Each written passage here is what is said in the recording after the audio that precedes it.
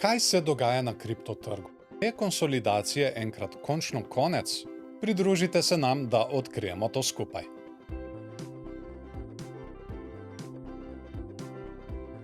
Lepo zdrav in dobrodošli v ločeni epizodi Kriptopulza, kjer pregledujemo tehnično stran kriptotrga. Najprej si bomo ogledali na splošno razlike oziroma gibanje v primerjavi s prejšnjim tednom, torej top 10 največjih kriptokovancev, nato pa še podrobneje tehnične analize Bitcoina in Ethereuma. Predlagam, da kar začnemo. Pa si poglejmo najprej primerjavo gibanja cen s prejšnjim tednom. Kot ponavadi si bomo na CoinMarketCap ogledali 10 največjih kriptovalut in ta prvo vidimo Bitcoin tukaj je padel za več kot 5%. Ethereum za skoraj 10%, Tether spustimo, ker je stablecoin, BNB je padel za skoraj 15%, Solana za skoraj 13%, USDC je seveda na istem, XRP je padel za skoraj 8%, Dogecoin pa za skoraj 12%. Edini, ki je zrastel izmed te deseterice, je bil Toncoin za 2,53%. In nato imamo še Cardano, ki je padel za več kot 6%. Pa si poglejmo zdaj še najprej bolj podrobno Bitcoin in Ethereum. Tukaj imamo najprej Bitcoin napram dolarju in pred nami je dnevni graf.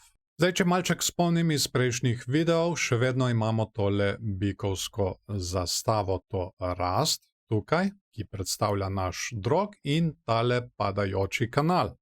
To bikovsko zastavo smo sicer prebili tukaj, ampak meni nikakor ni všeč, da se toliko časa zadržujemo na tej zgornji meji tegale našega padajočega kanala. Ker če jo namreč izgubimo, bo potem tale vzorec invalidiran. Zdaj, včeraj smo doživeli tudi kar izjemno rast, ko smo dobili CPI in FOMC, ampak problem je, da so se našli prodajalci in Bitcoin se je nazaj spustil in se zdaj še vedno spušča. Kaj imamo drugače še novega? Tukaj zdaj obstaja nevarnost, da se nam dela dvojni vrh. Tukaj imamo en vrh in tukaj je ta drugi vrh in to je medvedji vzorec. Zato je treba tudi definitivno spremljati zdaj tole zgornjo mejo tega našega padajočega kanala in pa tole mejo tukaj na okoli 66 tisoč, če se bo ta vzorec dejansko izvedel.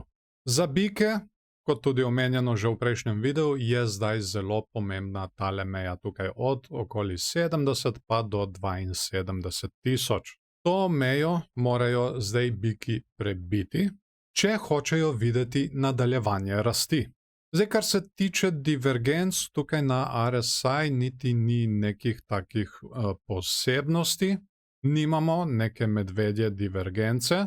Tukaj bi se edino dalo iz tega potegniti neko skrito bikovsko divergenco, ko imamo tukaj eno dno in tukaj je dno na skorajda isti višini, medtem ko pri RSI pa imamo dno in nižje dno. S tem, da tukaj moram jaz še opozoriti, ne vemo še, če smo tukaj dejansko naredili dno, tako da to bo treba še spremljati. Tako da, če še enkrat izpostavim ključne meje, ki jih je treba spremljati, za medvede je tale tukaj na okoli 66 tisoč, za bike pa je zelo pomembna tale meja tukaj od okoli 70-71 tisoč, pa tam nekje do 72-73 tisoč. Stokastik RSI pa je trenutno v preprodanem območju in bomo videli, če se bo počasi začel obračati navzgor, kar bi lahko pomenilo nadaljevanje rasti.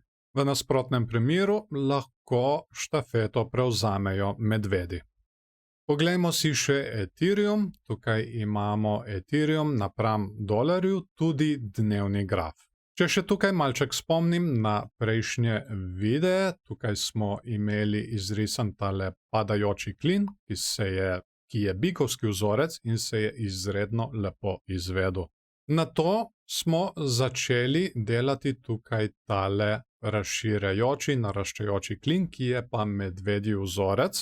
Zdaj, v prejšnjem videu sem omenil, da je možnost, da pridemo lahko tudi do tele zgornje meje, ampak očitno je bil Ethereum tako zelo šibek, da niti tega ni zmogel. Tako da smo zdaj izgubili tole spodnjo mejo in trenutno, po pravici povedano, zna kazati, kot da bo padal še naprej.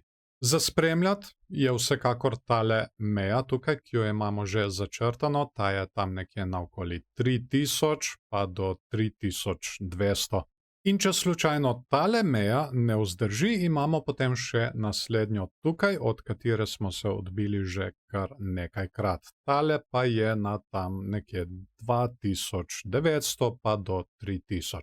Kar se divergenc tiče, tudi ni nobenih posebnosti. Tukaj smo imeli v prejšnjem videu neko skrito bikovsko divergenco, ki se nažalost potem ni izvedla.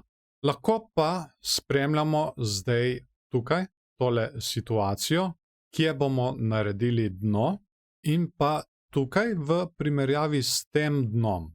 Torej, če bomo morda tukaj naredili kakšno skrito bikovsko divergenco.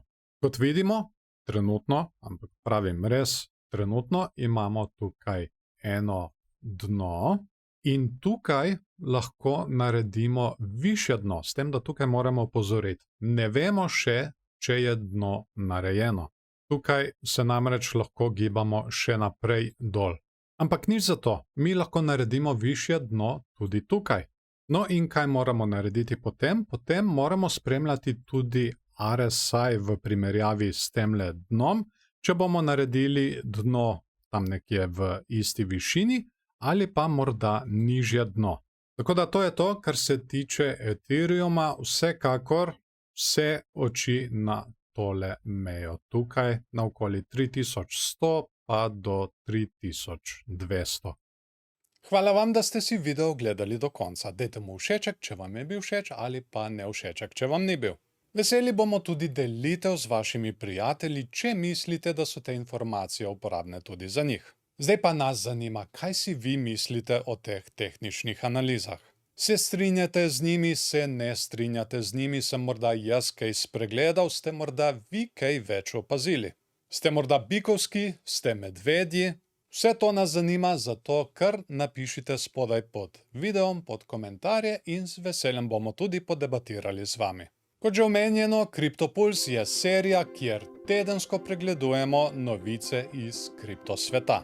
In da slučajno kakšne epizode ne boste zamudili, je res najboljše, da se naročite na kanal in nastavite obveščanje, da vas bo YouTube o novem videu tudi takoj obvestil.